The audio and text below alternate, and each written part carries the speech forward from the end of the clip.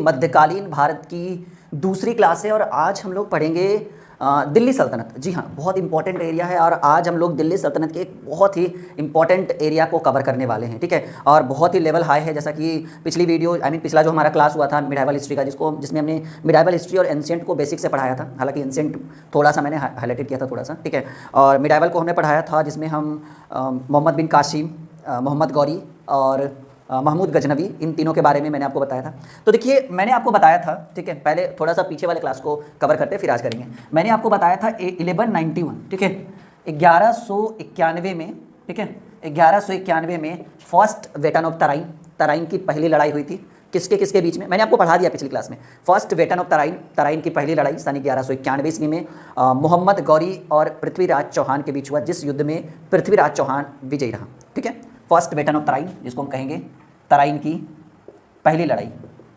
तराइन की पहली लड़ाई ये कहाँ, किस जगह पे हुआ था?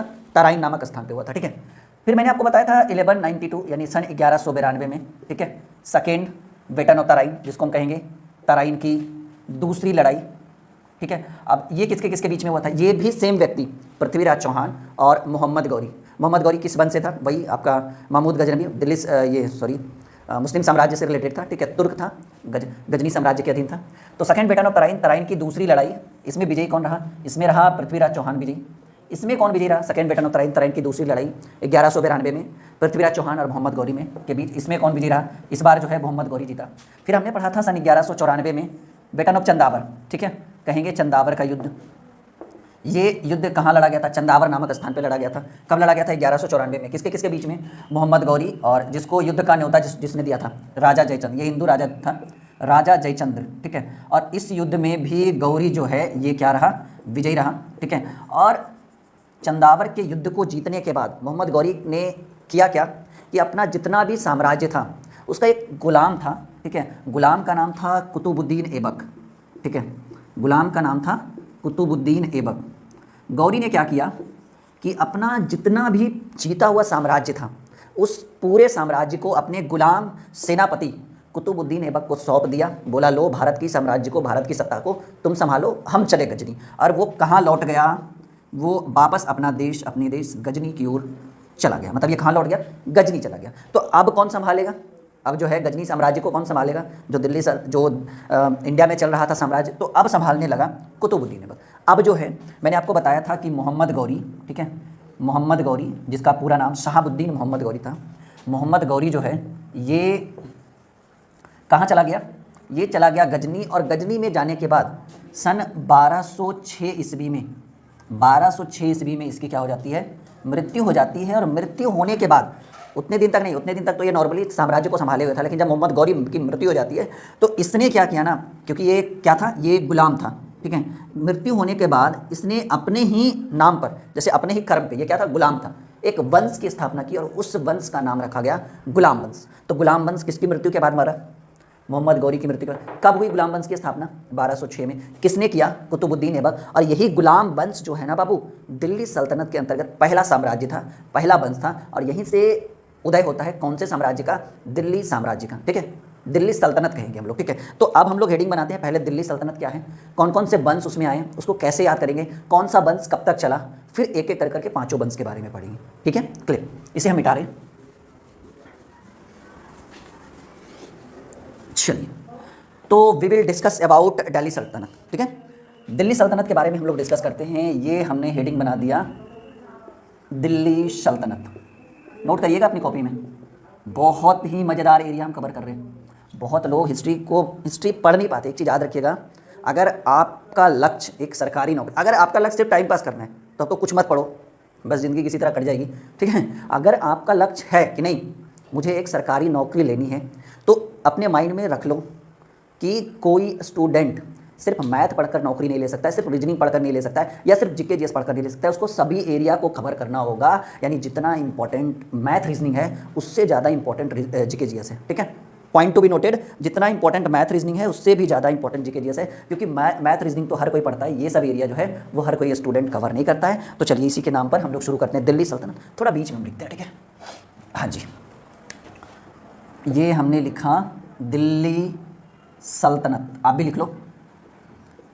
अगर हमसे आपको हिस्ट्री समझ में नहीं आया ना, तो पूरे दुनिया में ऐसा कोई टीचर नहीं जो आपको हिस्ट्री समझा दे, क्योंकि बहुत बच्चों की तरह समझा रहे हैं आपको हिस्ट्री। दिल्ली सल्तनत कब से कब तक ये चला था? ये जो है ना, ये 1206 से शुरू हुआ और हाँ 1526, यानी लगभग में पौने 300 साल दिल्ली सल्तनत, नहीं 325 साल दिल्ली सल्तनत चला था। अब देखिए दिल्ली सल्तनत के बारे में डिस्कस करते हैं।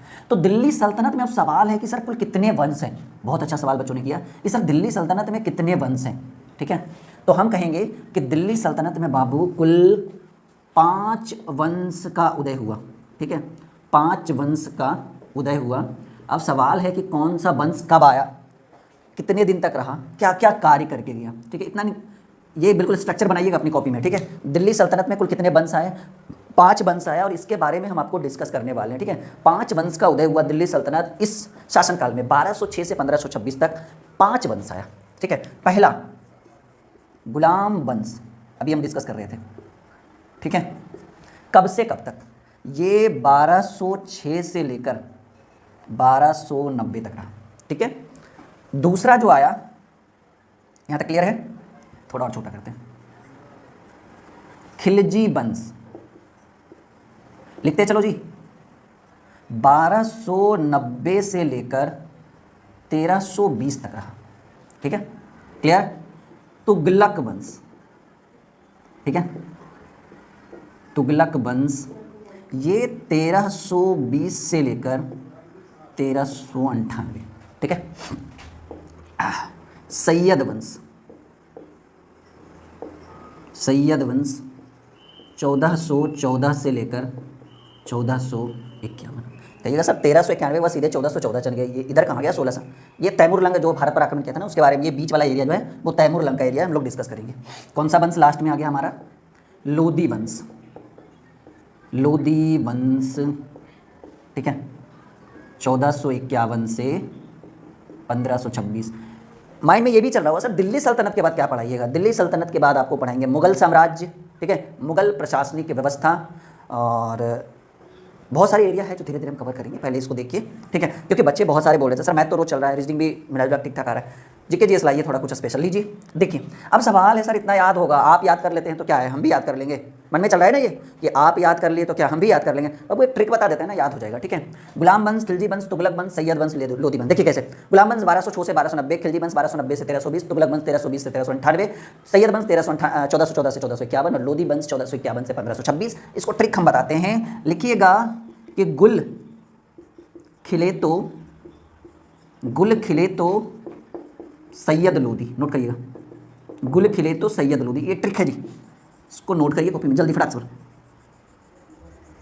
कहिएगा क्या क्या लिखाते रहते हैं सर? नहीं, गुल खिले तो सैयद लोदी, इसके बारे में थोड़ा सा डिस्कस करते हैं। ये क्या है गुल खिले तो सैयद लोदी, क्या है इसके बारे में हम डिस्कस करते हैं। देखिए गुल से हो गया गुलाम वंश 1206 से 1290, ये तो याद करना होगा, इसलिए तो आपको याद करना होगा। गुलाम वंश 1206 से 1290। खिलजी मतलब ये तो समझ में आ रहा है ना कौन कौन कैसे आया। खिले से हो गया खिलजी 1290 से 1320, तो उससे हो गया तुगलक 1320 से 1398। सैयद तो सैयद 1400 से क्या बीच का एरिया तैमूर लंका है, हम डिस्कस करेंगे बाद में। और लास्ट में लोदी, तो लोदी 1451 से 1526। तो ये 5 वंश के बारे में डिस्कस करेंगे और आई थिंक मेरे हिसाब से इसको कवर करने में 2 से 3 दिन काफ़ी है। 3 दिन मानकर चलिए, एक दिन में ये दोनों, एक दिन में ये दोनों और एक दिन में वो तीसरा, ठीक है। मतलब 3 दिन की क्लास कम से कम 4 दिन भी लग सकता है, क्योंकि एरिया काफ़ी अच्छा इंपॉर्टेंट है। और पूरा ये किस सल्तनत के अंतर्गत आएगा? दिल्ली सल्तनत। आपने एक नाम सुना होगा, रजिया सुल्तान, प्रथम मुस्लिम शासिका थी जिसने खुले मुंह दरबार में जाकर चोगा और कागा, वो होता है ना टोपी वगैरह पहनकर, चोला और कागा पहनकर खुले मुंह दरबार में जाना प्रारंभ कर दिया। क्योंकि आपको पता है कि मुस्लिम साम्राज्य में पर्दा प्रथा अभी भी बहुत मायने रखता है, पर्दा प्रथा, लेकिन वो सब चीज़ को त्याग करके रजिया जो है वो खुले मुंह दरबार में जाने लगी, शासिका बनी, पहली महिला शासिका इल्तुतमिश की पुत्री थी। तो अब हम लोग शुरू करेंगे गुलाम वंश, नोट करिएगा, आई मीन हेडिंग बनाइएगा, ये हो गया ना गुलाम वंश, गुल खिले तो सैयद लोदी। अब आप लोग शुरू करिए दिल्ली सल्तनत में पहला वंश जो हम लोग पढ़ने वाले हैं, कोशिश करेंगे आज गुलाम वंश पूरा खत्म कर दे। गुलाम वंश नोट कर, आई मीन हेडिंग बनाइएगा, ठीक है। बहुत अच्छा कॉन्सेप्ट देने वाले हैं, कोई बुक का यूज़ नहीं कर रहे हैं, कोई नोट्स देख नहीं रहे हैं, तो जो मेरे माइंड में है, जो मेरे बॉडी के अंदर है, वो चीज़ें हम आपके आगे रखेंगे। जो जो चीज़ें भूल गए तो भूल गए, ठीक है, लेकिन जो जो इंपॉर्टेंट है वो हम आपको कवर करवा देंगे। नोट करिएगा कॉपी में गुलाम वंश।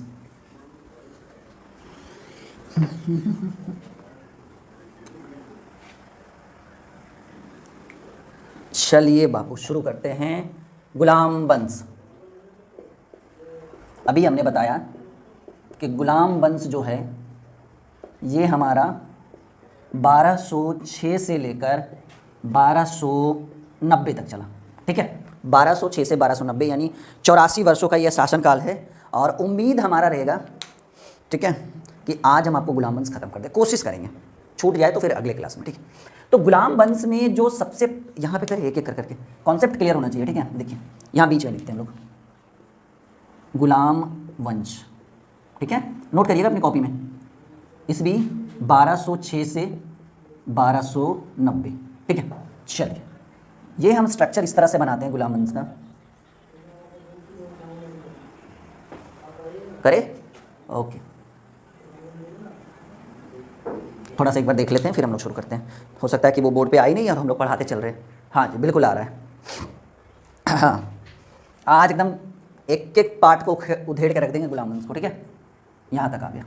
तो देखिए गुलाम वंश यानी शुरुआत करेंगे हम सन 1206 ईस्वी से, और 1206 ईस्वी से शुरुआत करेंगे। यानी हमने आपको बताया था कि मोहम्मद गौरी जो गौर वंश का, ठीक है, जो चंदावर के युद्ध के बाद अपने संपूर्ण साम्राज्य को गुलाम वंश के संस्थापक कुतुबुद्दीन ऐबक जो उसका शासक सेवक था उसको देकर वो चला जाता है। ठीक है, और 1206 ईस्वी में जब मोहम्मद गौरी की मृत्यु होती है तो कुतुबुद्दीन ऐबक के द्वारा एक नए वंश की स्थापना की जाती है और उस वंश का नाम रखा जाता है गुलाम वंश। तो आज हम लोग पहले गुलाम वंश के बारे में डिस्कस करेंगे। तो जैसे ही गुलाम वंश की बात आ जाए तो सिंपल सी बात है, हम लोग डिस्कस किस पे करेंगे, कुतुबुद्दीन ऐबक पे। तो सबसे पहले हम यहाँ पर नाम लिखेंगे कुतुबुद्दीन ऐबक, कुतुबुद्दीन ऐबक। ठीक है, किसका नाम करेंगे हम लोग, कुतुबुद्दीन ऐबक का नाम लेंगे। तो देखिए कुतुबुद्दीन ऐबक गद्दी पर कब बैठा, गद्दी पर बैठा सन 1206 ईस्वी में। कौन से वंश की स्थापना करता है ये गुलाम वंश का संस्थापक कहलाएगा। ठीक है, गुलाम वंश का संस्थापक।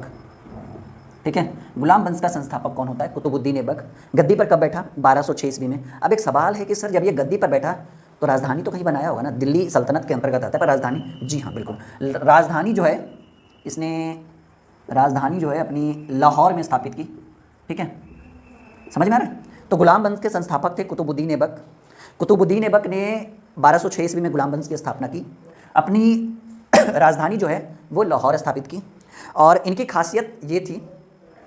ठीक है, अच्छा आपने दिल्ली में कुतुब मीनार का नाम सुना है, जरूर सुना होगा, जी बिल्कुल। इन्होंने जो है ये दिल्ली में स्थित कुतुब मीनार, ठीक है, कुतुब मीनार की नींव डाल दी। ठीक है, कुतुब मीनार की नींव डाली। ठीक है, समझिए इस चीज़ को कि गुलाम वंश की स्थापना 1206 ईस्वी में राजधानी लाहौर कुतुबुद्दीन ऐबक ने किया, और दिल्ली में कुतुब मीनार जो अभी भी फेमस है, ठीक है, दार्शनिक स्थल में, उसकी जो नींव मतलब पहला जो जड़ जो है ना, ये इसी के द्वारा दी गई थी। दिल्ली स्थित कुतुब मीनार की नींव डाली किसने, कुतुबुद्दीन ऐबक ने।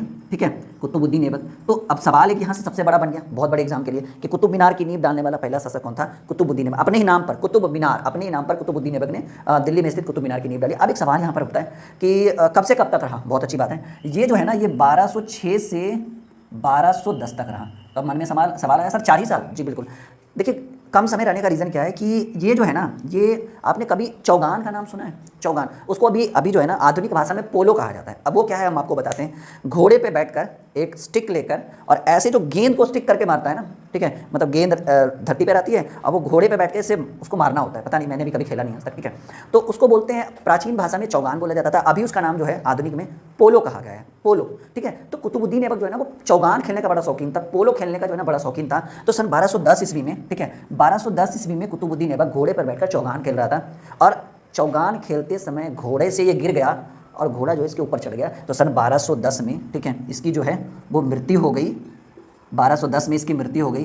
किस कारण से हो गई, चौगान के कारण। ठीक है, चौगान के कारण जो है वो 1210 में, मात्र 4 साल ये शासक रहा, 1210 में जो है वो कुतुबुद्दीन ऐबक की मृत्यु हो गई। तो अब एक सवाल छोटा सा आ गया कि सर अब ये तो मर गया, मृत्यु के बाद, ठीक है, अब देखिए बहुत अच्छे काम इसने किए, राजधानी लाहौर स्थापित किया, मृत्यु कब हुई 1210 में, किस कारण से, चौगान, पोलो।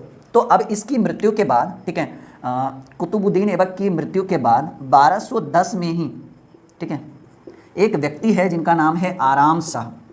ठीक है, ये जो है कुतुबुद्दीन ऐबक की मृत्यु के बाद आराम शाह दिल्ली सल्तनत की गद्दी पर बैठा, यानी गुलाम वंश का अगला शासक कौन रहा? आराम सा रहा। ये जो है इसने शासन कितने समय तक किया? इसने शासन मात्र 8 महीने तक इसने शासन किया, ठीक है, 8 महीने तक शासन किया। और इसके बाद इसका देखिए कुतुबुद्दीन ऐबक का एक सेनापति था या गुलाम कहिए, और दामाद भी था, सेनापति भी था, सेनापति तो नहीं पता लेकिन दामाद था, और कुतुबुद्दीन ऐबक का एक गुलाम था और इसका नाम था इल्तुतमिश। नाम तो सुना ही होगा आपने, नहीं?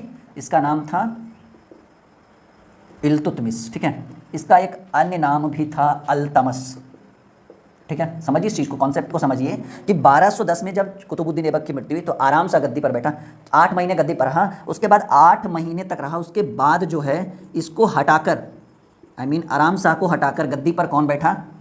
इल्तुतमिश। सन लगभग में 1211 ईस्वी में, ठीक है, 1211 ईस्वी से लेकर 1236 ईस्वी तक जो है इल्तुतमिश अल्तमस के नाम से जो है ये गद्दी पर रहा। तो सवाल आएगा कि कुतुबुद्दीन ऐबक की मृत्यु के बाद गद्दी पर कौन बैठा? तो कुतुबुद्दीन ऐबक की मृत्यु के बाद उसका दामाद इल्तुतमिश दिल्ली सल्तनत की गद्दी पर बैठा। अब सवाल है कब बैठा? 1211 से 1236। अब सवाल है कि क्या क्या काम किया, ठीक है। सवाल है ना जी कि अब इल्तुतमिश बैठा तो कुछ तो किया होगा इसने। जी बिल्कुल, बहुत अच्छा काम किया है। इल्तुतमिश जो है इतिहास में प्रचलित शासकों में से एक है, इसका नाम है अल्तमश। इन्हीं की बेटी है जी रजिया सुल्तान, जिसके बारे में बोल रहे थे, खुले मुंह दरबार में जाती थी, ये इन्हीं की सुपुत्री थी, ठीक है। तो अब डिस्कस करते हैं इल्तुतमिश के बारे में। ये तो हो गया कुतुबुद्दीन ऐबक और आराम सा क्लियर। अब इल्तुतमिश गद्दी पर बैठा, सबसे पहले इसने क्या किया? राजधानी परिवर्तन किया, ठीक है। जो जो इंपॉर्टेंट है वो हम आपको बता देते हैं। राजधानी परिवर्तन किया इसने, लाहौर से हटाकर राजधानी कहाँ कर दिया? दिल्ली। यानी पहले जो है गुलाम वंश की राजधानी लाहौर थी, अब गुलाम वंश की राजधानी दिल्ली हो गया। राजधानी को सर्वप्रथम लाहौर से हटाकर दिल्ली लाने वाला पहला शासक यही था, ठीक है। समझ रहे हो ना आप? हाँ जी, ये इल्तुतमिश, क्लियर। शुद्ध पहला ये हो गया, लाहौर से हटाकर दिल्ली कर दिया। शुद्ध सोने के अरबी सिक्के, ठीक है, अरबी सिक्के, हालांकि ये एमबीटी के द्वारा भी किया गया था लेकिन इसने भी किया था, ठीक है, कांसा का तांबल और जीतल वगैरह करके सिक्के वगैरह चलाया था, ठीक है। ये तक हो गया। और भी काफ़ी अच्छा काम इसने किया था, जैसे में हाँ एक काम किया था इसने, आपने सुना होगा तुर्कान ए चिहलगानी, ठीक है। अब सवाल है कि सर तुर्कान ए चिहलगानी क्या है? देखिए ये जो है ना तुर्कान ए चिहलगानी, तीसरा जो काम किया था तुर्कान ए चिहलगानी क्या है? ये 40 व्यक्तियों का एक समूह होता था, एक जो होता था ना 40 व्यक्तियों का, ठीक है, 40 व्यक्तियों का जो है व्यक्तियों का एक टीम होता था, समूह होता था, ठीक है। तुर्कान ए चिहलगानी मतलब अपराध को रोकने के लिए, दंगा फसाद को रोकने के लिए, और भी जो भी आपराधिक घटनाएं साम्राज्य में घटित हो रही है उसको रोकने के लिए मंत्रिमंडल जिसको कहते हैं, ठीक है, तुर्कान ए चिहलगानी के नाम से, ठीक है, 40 व्यक्तियों का एक टीम बनाया जिसके मुखिया शायद राजा होते थे। और इसमें जो है मतलब अर्थव्यवस्था को ठीक से मतलब सीधे सीधे कहिए कि जो भी कर्मकांड हो रहे हैं उसको रोकने के लिए एक टीम मेंबर, एक मंत्रिमंडल का गठन किया। तुर्कान ए चिहलगानी, बहुत इतिहास में प्रचलित प्रश्न है कि तुर्कान ए चिहलगानी की स्थापना का श्रेय किस व्यक्ति को जाता है? तो ये इल्तुतमिश अल्तमश को जाता है। तुर्कान ए चिहलगानी की स्थापना किसने की? इल्तुतमिश ने, अल्तमश ने किया था। क्लियर है यहाँ तक कॉन्सेप्ट? क्लियर, ठीक है। अब तुर्कान ए चिहलगानी हो गया। अब देखिए अभी हमने आपको बताया था, हाँ, कुतुब मीनार। ये कुतुब मीनार के बारे में हमने आपको क्या बताया था कि जो जड़ है ना, जड़, ये जड़ को बनाने का श्रेय जो है वो किसको जाता है? कुतुबुद्दीन ऐबक को। लेकिन प्रथम 3 मंजिल तक, 3 मंजिल का निर्माण कुतुब मीनार में ये कौन करता है? इल्तुतमिश के द्वारा किया जाता है, ठीक है। मतलब नींव भले ही कुतुबुद्दीन ऐबक ने डाला, बट प्रथम 3 मंजिल, पहली 3 मंजिल का निर्माण जो है ये इल्तुतमिश के द्वारा करता है। और ये इस तरह का कुतुब मीनार है जी, देखिए इस तरह का, ठीक है। एक गुंबद ऊपर में शायद इस तरह से लगा हुआ रहता है। तो ये जो गुंबद है ना, ये FST फिरोज शाह तुगलक बनवाए थे कुतुब मीनार की। मतलब 3 मंजिल का निर्माण जो है ये इल्तुतमिश के द्वारा की गई थी। जड़ जो है, नींव जो है, ये कुतुबुद्दीन ऐबक ने डाला था। और ये जो एरिया है, ये गुंबद का जो निर्माण है, ये आगे हम पढ़ेंगे फिरोज शाह तुगलक वंश में आएगा, गुलाम खिलजी के बाद नहीं, तुगलक वंश में FST आएंगे, फिरोज शाह तुगलक जिन्होंने उस गुंबद का निर्माण किया था। तो खैर ये तो बात की बात है, आगे हम लोग करेंगे। तो 40 गुलाम सरदारों का एक समूह बनाया, कुतुब मीनार का नींव डाला, ठीक है। शुद्ध सोने के अरबी सिक्के, तांबा का कांसा और जीतल करके पता नहीं क्या क्या चीज़ें इसने मिक्स करके बनवाया था, ठीक है, उतना भी ठीक से। हाँ, यूसुफ जाई जाति एक जाति है, चौथा जो इंपॉर्टेंट काम इन्होंने किया, ठीक है। यूसुफ जाई जाति के विरुद्ध जो है 1919 ईस्वी में इनका प्रथम अभियान चलाया गया, ठीक है। यूसुफ जाई जातियों के विरुद्ध महत्वपूर्ण जीत बताई गई थी 1919 ईस्वी में, ठीक है। उसके बाद एक और टॉपिक है, ठीक है, इसको देख लेते हैं, नीचे दिख रहा है या नहीं, फिर हम लोग नीचे लिखेंगे, ठीक है। नहीं दिख रहा है बिल्कुल। हाँ, एक और टॉपिक इल्तुतमिश के बारे में हम लोग पढ़ेंगे। एक व्यक्ति थे जिनका नाम, ये एक बगदाद के खलीफा थे, ठीक है, बगदाद के खलीफा थे, बगदाद के खलीफा जिनका नाम था अल आदिर बिल्लाह, ठीक है, अल आदिर बिल्लाह से एक बगदाद के खलीफा थे जिनका नाम था अल आदिर बिल्लाह। इससे जो है इन्होंने सुल्तान पद की वैधानिक स्वीकृति प्राप्त की थी। इल्तुतमिश ने बगदाद के खलीफा अल आदिर बिल्लाह से सुल्तान पद की वैधानिक स्वीकृति प्राप्त की थी। किससे? बगदाद के खलीफा अल आदिर बिल्लाह से। किसने? इल्तुतमिश ने। तो ये सारी घटनाएं घटी और सन 1236 में, हाँ, इनकी पत्नी का नाम था शाह तुर्कान। शाह तुर्कान एक वैश्या थी, ठीक है, इनकी पत्नी जो है, दूसरी पत्नी शाह तुर्कान थी, और पुत्र का नाम था रुकनुद्दीन फिरोज, रुकनुद्दीन फिरोज। और पहली पत्नी थी, उनसे एक पुत्री थी जिनका नाम था रजिया सुल्तान, ठीक है, मतलब पहली पत्नी से जो पुत्री थी जिनका नाम था रजिया सुल्तान, और ये शाह तुर्कान एक वैश्या थी जिनके, और ये इनका पुत्र था ये, ठीक है, रुकनुद्दीन फिरोज। तो अब सवाल है कि 1236 में जब इल्तुतमिश की मृत्यु हुई तो गद्दी पर कौन बैठेगा? ऑब्वियसली सिंपल सी बात है कि गद्दी पर बैठेगा, हाँ, रुकनुद्दीन फिरोज। लेकिन क्या होता है ना, तुर्क अमीर, जो तुर्क से जो अमीर आए थे, क्योंकि ये तुर्की हैं ये लोग, पूरा उधर का एरिया है, ठीक है, सब मोहम्मद बिन कासी, महमूद गजनी, महमूद गजनबी, मोहम्मद गौरी, सब तुर्क सामंत थे, ठीक है। तो जब रुकनुद्दीन फिरोज गद्दी पर बैठा तो इसका जो है ना शाह तुर्कान का वर्चस्व इसके ऊपर था, क्योंकि माता थी, तो ये जो है ना दिल्ली सल्तनत को निचोड़ रहे थे, मतलब समझिए एक तरह से खोखला कर रहे थे, ठीक है। तो इस कारण से दिल्ली के तुर्क अमीरों ने, ठीक है, इसका साथ ना देकर इसको मार पीट कर इसको गद्दी से हटा दिया। और अब जो है इल्तुतमिश के बाद रुकनुद्दीन फिरोज जो है कुछ दिन गद्दी पर रहा। रियल में गद्दी पर किसको बैठा दिया गया? रजिया सुल्तान को। तो अब हम लोग डिस्कस करेंगे रजिया सुल्तान, ठीक है, इधर मैं मिटा देता हूँ। क्लियर है? बिल्कुल, कॉपी में लिखते चलिए, समझ में आएगा, ठीक है। तो अब हम लोग डिस्कस करेंगे रजिया सुल्तान, थोड़ा सा कर लेते हैं 5 मिनट और। रजिया सुल्तान, ठीक है। अब सवाल है सर ये कब से कब तक रही? रजिया सुल्तान जो है वो दिल्ली सल्तनत की गद्दी पर 1236 से लेकर 1240 तक रही। देखिए, इल्तुतमिश की मृत्यु हुई, उसका पुत्र, ठीक है, सौतेला पुत्र रुकनुद्दीन फिरोज गद्दी पर बैठा। तुर्क अमीरों का सामंत नहीं मिला, तो सामंत ना मिलने के कारण रुकनुद्दीन फिरोज को गद्दी पर से हटा दिया गया और उसके बाद रजिया को गद्दी पर बैठा दिया गया, जो इल्तुतमिश की पुत्री थी। अब ये क्या कर दी, चोगा और कागा, मुस्लिम संप्रदाय में होता है, शायद कान्हा, कुल्हा वगैरह क्या क्या पता नहीं, वो सब पहन के खुले मुँह दरबार में, क्योंकि प्राचीन काल में और अभी भी मुस्लिम संप्रदाय में पर्दा प्रथा जो है वो बहुत महत्वपूर्ण माना जाता है। लेकिन रजिया ने सभी को त्याग करके, ठीक है, पर्दा प्रथा को त्याग करके खुले मुँह दरबार में जाना प्रारंभ कर दी, और बिल्कुल खुले मुँह दरबार में जाना स्टार्ट कर दी। और इस कारण से जो है 1236 से लेकर 1240 तक रजिया गद्दी पर रही। रजिया की शादी जो है, ठीक है, ये अल्तुनिया से हो गई, और सिंपल है, ज़्यादा कुछ नहीं है, कुछ 3-4 साल गद्दी पर रही। लेकिन 1240 में, ठीक है, 1240 में रजिया की हत्या कर दी गई। अब सवाल है कि रजिया की हत्या किसने की? तो 1240 में कैथल के पास रजिया की हत्या डाकुओं द्वारा कर दी गई थी, डाकुओं द्वारा कर दी गई, ठीक है, मतलब 1240 में कैथल के पास रजिया की हत्या डाकू के द्वारा की गई थी। और ठीक है, इसी तरह से रजिया का भी साम्राज्य खत्म हो गया। फिर छोटे छोटे शासक आते गए, जो हम आपको अगले क्लास में अच्छे से समझाएंगे, क्योंकि ये क्लास काफ़ी लंबा हो चुका है, अब ज़्यादा लंबा होगा तो फिर आप बोर होइएगा। बताइएगा मिडाइवल हिस्ट्री में आपको मज़ा आ रहा है नहीं, इंटरेस्ट पैदा हो रहा है नहीं, और क्या हम आपको पूरा कॉन्सेप्ट प्रोवाइड कर रहे हैं दिल्ली सल्तनत का, ठीक है। गुलाम वंश, अभी गुलाम वंश में और भी कॉन्सेप्ट है, ऐसा मत सोचिएगा खत्म हो गया। अभी गुलाम वंश 1200, अभी तो हम लोग 1206 से 1240 तक की है, 1240 से 1290 अगले वीडियो में, और खिलजी भी उसमें खत्म कर देंगे। अगले क्लास में गुलाम और खिलजी दोनों कवर हो जाएगा। ओके, रहने देते हैं, बाय बाय, टेक।